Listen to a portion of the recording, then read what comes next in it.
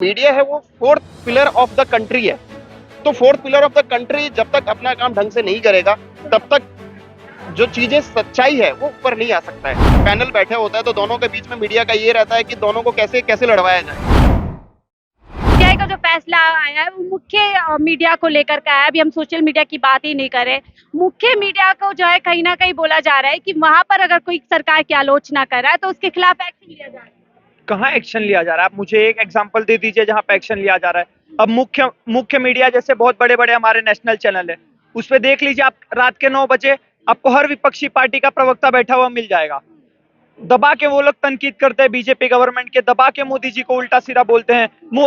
पक्ष पार्टी या बीजेपी भी कांग्रेस को उल्टा सीधा बोलती है, आम आदमी पार्टी को उल्टा सीधा बोलती है। तो ये जो बयानबाजी है वो तो दोनों तरफ से चल रही है। तो मैंने तो ऐसा कहीं नहीं सुना कि किसी कांग्रेस प्रवक्ता को या किसी आम आदमी प्रवक्ता को जेल में डाल दिया हो या किसी न्यूज मीडिया चैनल को जेल में डाल दिया हो। ऐसा तो मैंने कोई एग्जाम्पल। लगता है जो सरकार से सवाल करेगा, जिस चैनल के माध्यम से सरकार पे सवाल दागे जाएंगे, वो जो है सरकार विरोधी चैनल हो जाएगा। ऐसा कहाँ हो गया?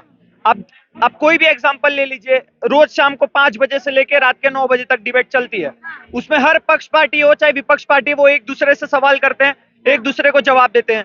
तो सवाल जवाब तो बरोबर हो रहा है ना, उसमें डेमोक्रेसी कहाँ खत्म हो रही है? वो चीज मुझे समझ में नहीं आ रही। मलयाली चैनल को ये कहकर बैन कर दिया गया कि ये राष्ट्र की सुरक्षा के लिए खतरा है। मलयाली चैनल को बैन कर दिया गया। बिहार में एक और एक चैनल है मनीष कश्यप, उसको भी तो बैन कर दिया गया। उसके ऊपर तो एनएसए तक लग गया, तो उसके बारे में तो कहीं बातचीत नहीं हो रही। तो उसके फर्जी न्यूज चलाई गई थी उनकी तरफ से। अरे फर्जी न्यूज इसके पहले दैनिक भास्कर ने भी तो लगाई थी। सबसे पहले उसने प्रिंट किया था, तो उसको किसी ने क्यों बंद नहीं किया? वो नेशनल है तो उसको बंद नहीं करेंगे। अब एक छोटा सा न्यूज चैनल, छोटा सा सोशल मीडिया पे न्यूज चैनल चला रहा है, उसने कुछ गलत बोल दिया, उसने गलत बोला है, मान रहा हूं मैं, आई टोटली एक्सेप्ट उसने गलत बोला है, लेकिन उसने ऑन कैमरा सबके सामने आके माफी भी मांगी। तो उसके लिए उस पर एनएसए लगने जैसा तो कुछ काम उसने नहीं किया था। अब बिहार सरकार है, उसने एक फर्जी वीडियो डाल दी थी, उसके लिए उस सोशल मीडिया पे डाला गया उसका एफआईआर। तो इसी तरह उसने माफी भी तो मांगी, तो उस पर तो किसी ने बात नहीं की। यही तो सवाल है कि वर्तमान समय में जो मीडिया है वो आजाद नहीं है। अगर यूपी में सवाल पूछ दिए जाते हैं तो जेल के पीछे, बिहार में कुछ न्यूज चला दी जाती है तो एफआईआर, तमाम इस तरीके के मामले एक के बाद एक। मीडिया का काम क्या है? जो गलत काम हो रहा है उसको दुनिया के सामने लाना, जो गलत चीज हो रही है या जो भी प्रोपोगेंडा चल रहा है उसको दुनिया के सामने लाना। मीडिया का काम ये नहीं है कि खुद पक्ष पार्टी का या फिर विपक्ष पार्टी का एजेंडा दुनिया के सामने सेट करना। तो जो भी एजेंडा सेट करेगा, आप फॉर एग्जांपल आप ले लो बीबीसी।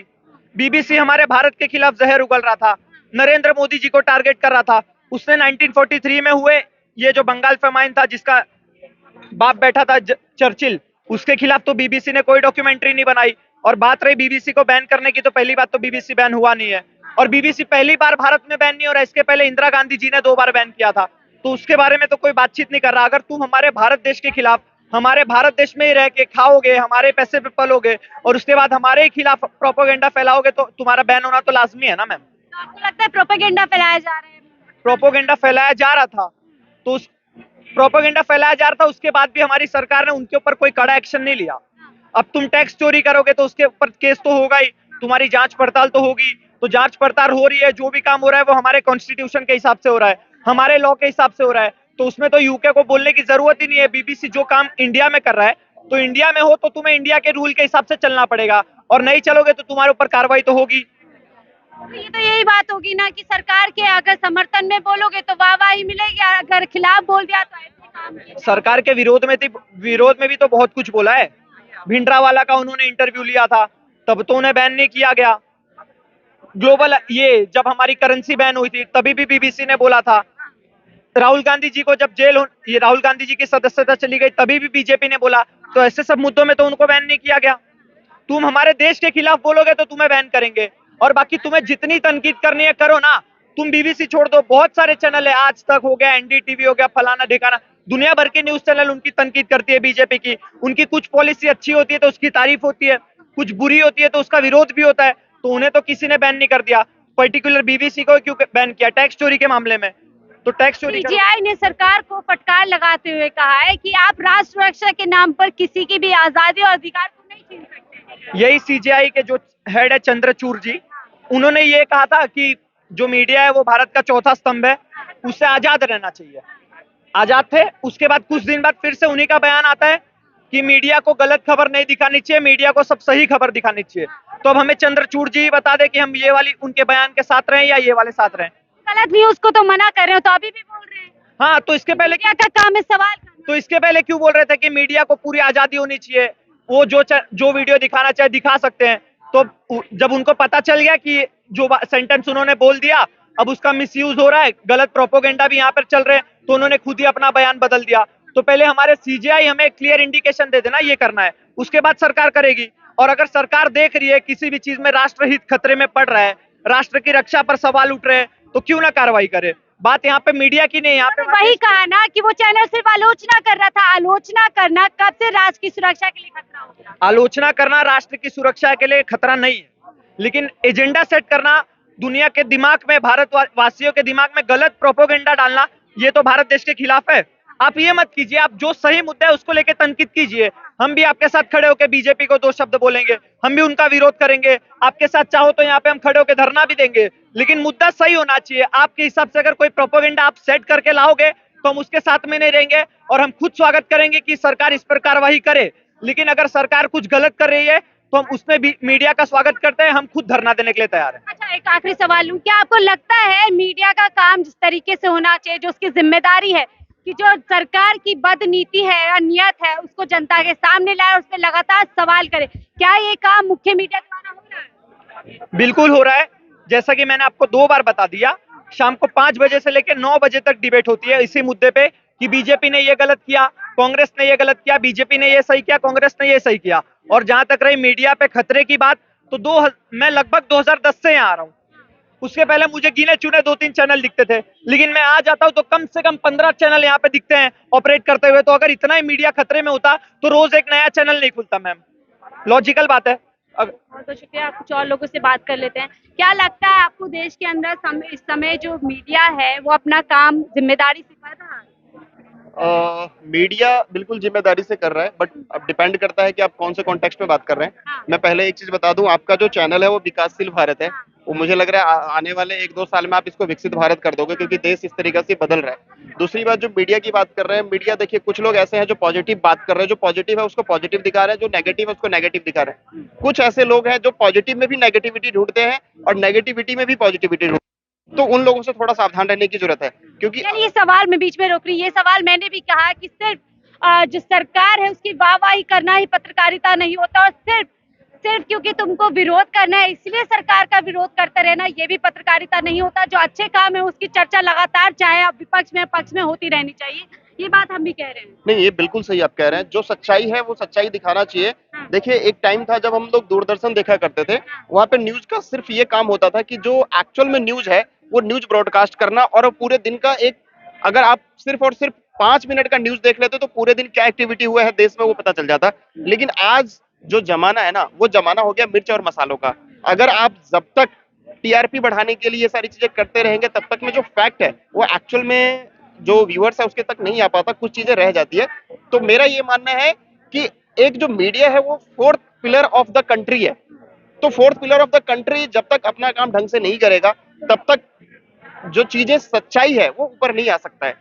अब मैं ये भी देख पा रहा हूँ मैडम कि कुछ टाइम अभी देखिए, जैसे मनीष कश्यप जैसा जो एक बढ़िया पत्रकार थे मेरे हिसाब से, जो सच्चाई दिखा रहे थे बिहार के लिए, उनको जेल में डाल दिया गया। अब ये पता चल रहा है कि उनके ऊपर में एनएसए लगा दिया गया है। साहब, जो बड़े बड़े आतंकवादी है, जो देशद्रोह का काम करता है, जो देश के खिलाफ बात करता है, उस पे तो आप एनएसए नहीं लगाते हो, उस पे आप कोई ऐसा चार्जशीट फाइल नहीं करते हो। लेकिन अगर किसी ने देश के हित में बात कर रहा है तो उसके खिलाफ ऐसा नहीं होना चाहिए, मेरा ये ओपिनियन है। बाकी कुछ ऐसे लोग हैं जो देश विरोधी गतिविधियां मीडिया के माध्यम से कर रहे हैं, उन पे कार्रवाई होनी चाहिए। तो आपको लग रहा है कि जिस तरीके से सीजीआई का भी फैसला आया है कि देश की जो सरकार है उसकी आलोचना करना राष्ट्र की सुरक्षा के लिए खतरा नहीं है, लेकिन सरकार ने एक चैनल को बैन कर दिया था कि राष्ट्र की सुरक्षा को खतरा है। नहीं, ऐसा है, राष्ट्र देश, देखिए पहली चीज तो ये कि गवर्नमेंट की किसी भी पॉलिसी को आप अपोज कर सकते हैं चैनल के माध्यम से, लेकिन कई बार क्या होता है, चैनल भी देश जो पॉलिसी है उसको अपोज करते करते वो कई बार देश विरोधी गतिविधियों को वो सपोर्ट करने लग जाते हैं।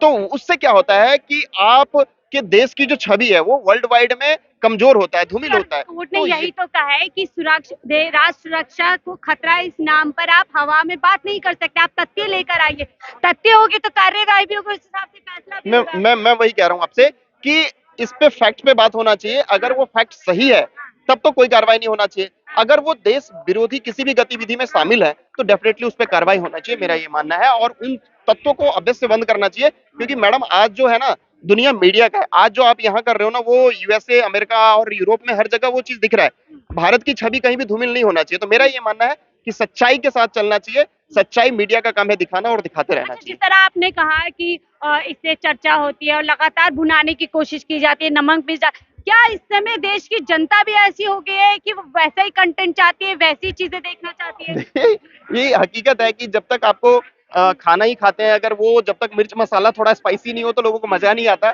सेम चीज मीडिया के साथ में भी है। जब तक मीडिया, अब देखिए अगर लाइव डिबेट में ही अगर दो पैनल बैठे होता है तो दोनों के बीच में मीडिया का ये रहता है कि दोनों को कैसे कैसे लड़वाया जाए, और दोनों भी लड़ने के लिए बिल्कुल वो रहते हैं, ऑन रहते हैं, चाहे वो कांग्रेस हो, बीजेपी हो। इन सब बहसबाज में, वाद विवाद में जो जनता के असल मुद्दे वो साइड वो लाइन रह वो रह जाते हैं, ये फैक्ट है। देखिए, डिबेट भी होना चाहिए, फैक्ट पे होना चाहिए, और फैक्ट के अलावा कुछ बहस नहीं होना चाहिए। आजकल क्या हो रहा है, पर्सनल अटैक हो रहा है। अगर आप डिबेट देख रहे होंगे तो एक दूसरे पैनल जो है वो उसके पर्सनल अटैक करके उनको नीचा दिखाने की कोशिश करते हैं, ये गलत है। आप फैक्ट पे बात करो। मैं कह रहा हूँ गवर्नमेंट की जो भी पॉलिसी है, पॉलिसी में खामियां निकालो ना। आज विपक्षी भी अपना काम ढंग से नहीं कर रहा ना।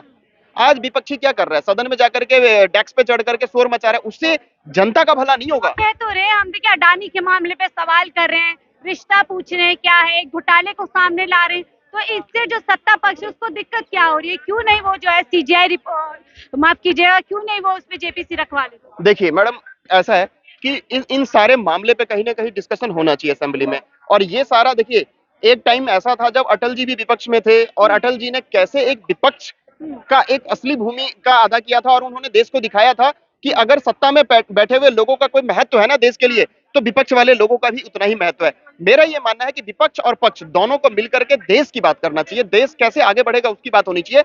अब विपक्ष वाला अगर अपनी भूमिका सही से नहीं निभा रहा है, देखिए पक्ष का क्या है कि वो तो 300 प्लस है, 350 में मेजोरिटी में है, वो तो बिल को पास करवा लेंगे। लेकिन अगर कोई ऐसा बिल जो फेवर में नहीं है, जो देश के हित में नहीं है, वो बिल पास हो जाए तो दिक्कत होगा। तो इसीलिए विपक्ष का सबसे बड़ा रोल ये है कि आप सारे वो चीजें करें जो कहीं ना कहीं देश के हित में हो और देश के लिए अच्छा हो, मेरा ये मानना इसमें मीडिया का बहुत बड़ा रोल है, जो कि मीडिया नहीं कर रहा आज के टाइम पे। नहीं करा। चलिए, बहुत बहुत शुक्रिया हमसे बात करने के लिए। तो देखिए, तमाम वक्ताओं को आपने सुना, ये देश की आम जनता है जो किसी के पक्ष विपक्ष में नहीं है, और जैसा कि मैंने शुरू में कहा कि इन लोगों की अनफिल्टर राय हमने आपको सुनाई है कि इस समय देश का मीडिया काम कर रहा है नहीं कर रहा। तमाम मुद्दों पर हमने बात की और आप लोगों ने सुना भी कि इस समय देश का मीडिया जो असल मुद्दे उसको अपने प्लेटफॉर्म पे जगह देनी चाहिए, जनता के मुद्दों की बात करनी चाहिए, वो कहीं ना कहीं वाद विवाद बहस में जो है साइडलाइन होते जा रहे हैं। और यही वजह है कि देश के अंदर जो मीडिया